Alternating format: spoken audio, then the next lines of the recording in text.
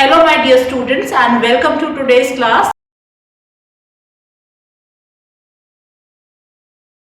As you can see on your screen, the topic is pressure. So in this chapter, I am going to tell you about pressure, different types of pressure and applications of pressure. So to start with, as you can see on your screens over here, fine. You are aware about the strong wind in a cyclone that can lead to blowing of rooftops. This occurs due to difference in air pressure.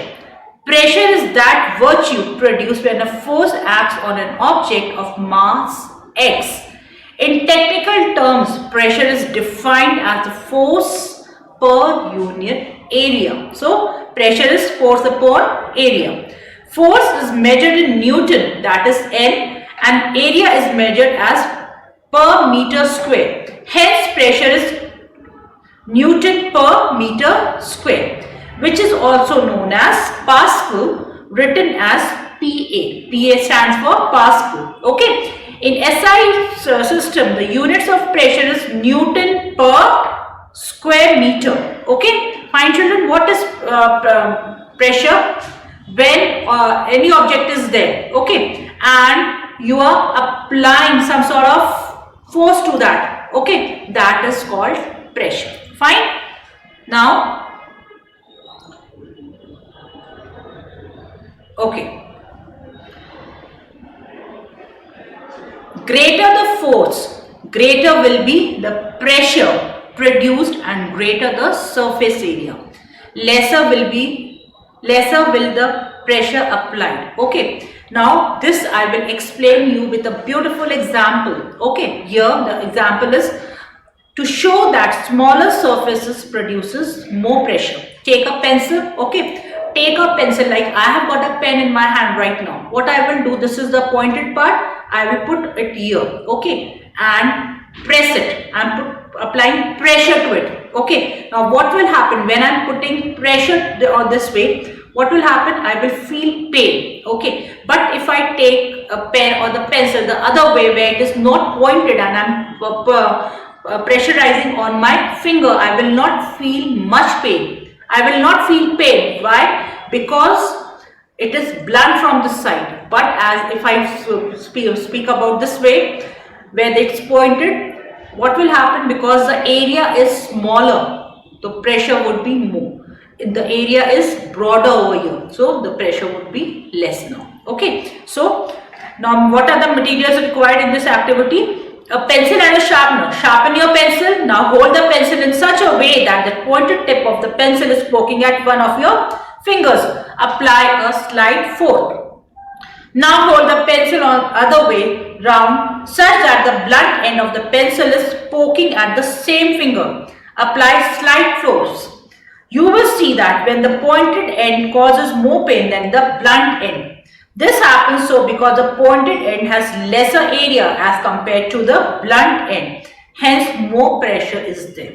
Fine children, just now I have explained you. Okay, now moving to the next one. I'll explain you this also. See, Raju applies a force of 10 Newton over a surface area of 5 meter per square. How much pressure is he applying? And I told you in the beginning, what is the formula for calculating pressure?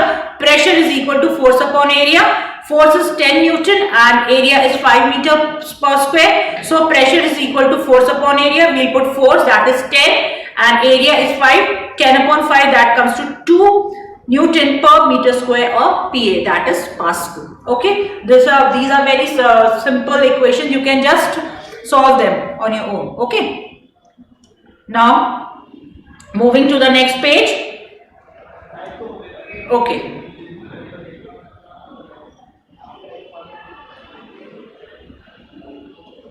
Fluid pressure. And what is fluid? Fluid is liquid. Okay. So have you ever experienced fluid pressure? Take a plastic mug and dip in the bucket full of water with its open side facing downwards. What will you do? You fill a bucket and put some and take a mug and put it upside down. Okay. The open side should be facing downwards. In other words, you are pushing the mug into the water. You are applying force vertically downwards. When you do so, you feel a certain force acting opposing the downward movement. This happens because the water in the bucket is pushing the mug upwards in the opposite direction. You can say that this pressure is exerted by the water. When you are putting it down, you will feel a sort of pressure which is pushing it up, and you are pressing it down, but you will feel that a certain force is acting, and that force is a force of water.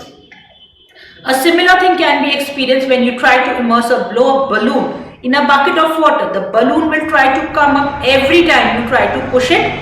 This is because of the pressure exerted by the water on the balloon. Okay. Now the next one, atmospheric pressure. Okay. Do you know that we are surrounded by air every time? Yes, that is very true. Every time air is all around us, even right now I'm standing, or everywhere around me is air. Okay, the air around us also exerts a certain pressure. The weight of the air surrounding us, or the atmospheric weight down on the earth, creating a pressure. This pressure exerted by the air above at any point is called atmospheric pressure. And how do we measure this pressure? Atmospheric pressure is measured using a barometer. Fine, children? Now moving to the next one.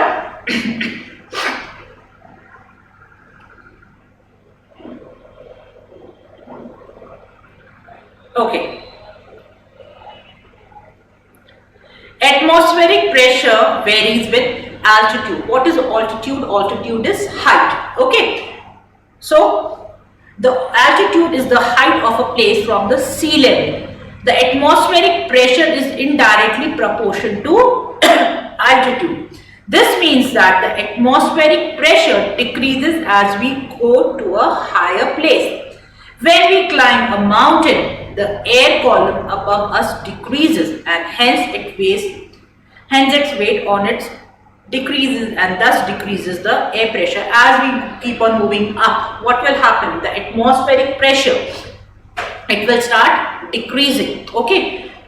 This means that the atmospheric pressure at the sea level is higher, and the atmospheric pressure at sea level is approximately 100,000 kilopascal, but we do not feel this atmospheric pressure because the blood pressure inside our body counteracts and balances the atmospheric pressure outside us. In our body, what is there? Blood is also there. Atmospheric pressure, it is working on us every time, but the blood in our body, what is it doing? The blood pressure inside our body counteracts and balances the atmospheric pressure. Fine. If the atmospheric pressure changes all of a sudden, then our blood pressure fluctuates rapidly, causing our blood vessels to burst. This happens at higher altitude. A speedy climb up the hill decreases the atmospheric pressure, causing a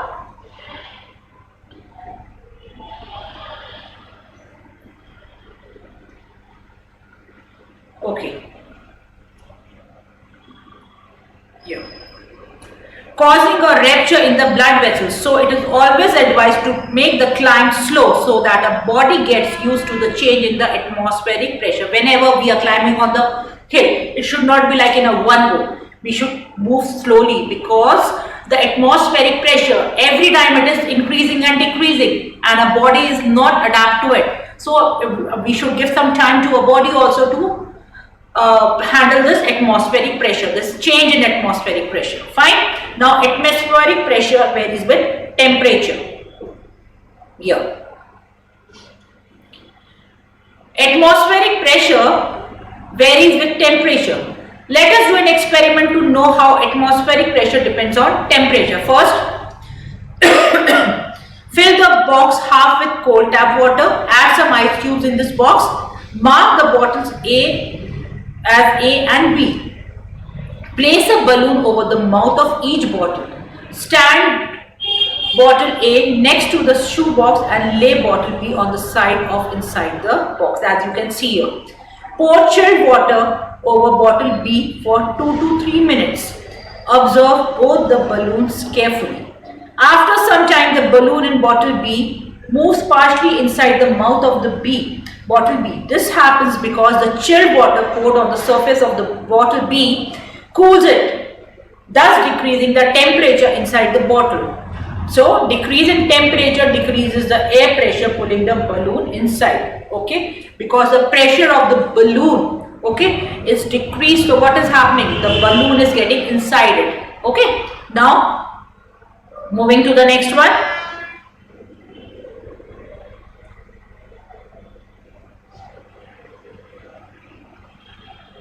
Pressure exerted by liquids. Okay. You can see on your screens, I think. Okay. Now, take a plastic ball and immerse it in a bucket of water. The ball may not immerse because you feel there is a certain force pushing the ball upwards. Okay, the ball, you have taken the ball and you're trying to dip it in the bucket of water. But every time the ball is coming up. This upward force is force exerted by the liquid. The force will determine whether an object in water will get immersed or not, or in other words, whether the object will sink or float. Okay, whenever we are putting any object in water, the water decides, okay, whether the object is going to sink or whether it is going to float. If the weight of the object being immersed is more than the pressure exerted by the liquid, then the object will sink at once. Okay, if the weight of the ball is more, it will sink. But if the weight of the object which you are going to put in water is less, what will happen? It will float. Okay. But if the weight of the object being immersed is less than the pressure exerted by the liquid, then the object will not sink but float on the surface of the water. Okay. Fine. Now moving to the next one. Pressure varies with depth. Depth means how deep it is. Okay. Now, pressure increases as the depth increases. The pressure at the bottom of the sea is much higher than at the surface. That is why sea divers wear special diving suits to protect themselves. Similarly, dams are made broader at the base than at the top. This is because the pressure exerted at the bottom is more. Fine? Now, these are the different activities. You can just go through them. Which share what is the aim? To show that liquid pressure exerted is more as depth increases. Okay, and the second one is to show that pressure is the same at equal depth. This you can just go through them. Okay, there's nothing much to explain in this. Now moving to the next one. They are all different activities. Okay, application of pressure. Where are we going to apply this pressure? How is it useful to us? Okay, so the first one is cutting with a knife. The sharp edge of the knife helps in cutting things more easily because the sharp edge has a small surface area, increasing the pressure applied. In case the knife is sharp, you would be able to cut the things more nicely, more easily. Okay, why? Because the area where it's a pointed one, the area would be less and the pressure would be more. Okay, broad school bag straps. Why? When you go to school, you just see your school bags, they have a broader straps. Why? Because the school bag straps are made broader to increase the surface area. They have want to increase the surface area so that when the surface area increases, the pressure applied becomes less. Hence, school bags can be carried without much pain on the shoulder. So children, whenever next time you buy a bag, make sure the bag straps, they are broader. Okay, that way you won't be finding it difficult to carry your bags on your shoulders. Fine. Now, drinking with a straw. Every child loves to have drinks with a straw. Okay, so the atmospheric pressure helps us to pull the liquids upwards through the straw. Fine. Now, next one, using a syringe. Okay, what is syringe? When you have to get an injection injected in your body, use a syringe. So, the atmospheric Pressure helps us to draw blood from the veins with the help of a syringe. Okay, you have to inject medicine in your body. So with what you are going to do? You are going to use a syringe. Okay, and for that the atmospheric pressure helps us to draw blood from the veins with the help of a syringe. Then skies have broad surfaces. This is to reduce the pressure on the snow and to prevent the skies from sinking. Then if you want to fix a nail in the wall or in the wood anyway, so the nail is pointed at one end and blunt on the other side. Nail keel dekhiye, it is pointed at one end and the other end it is broad. The pointed end of the nail exerts more pressure, hence it can easily get fixed on the wall or board where force is applied. Okay, so children, with this I finished the chapter. I hope you all have understood. Go through it again. Read it as many times as you can so that the things get more clear and you are able to learn it without rote learning. Understanding is more important. Rote learning is not going to help you all. Okay, thank you and have a nice day.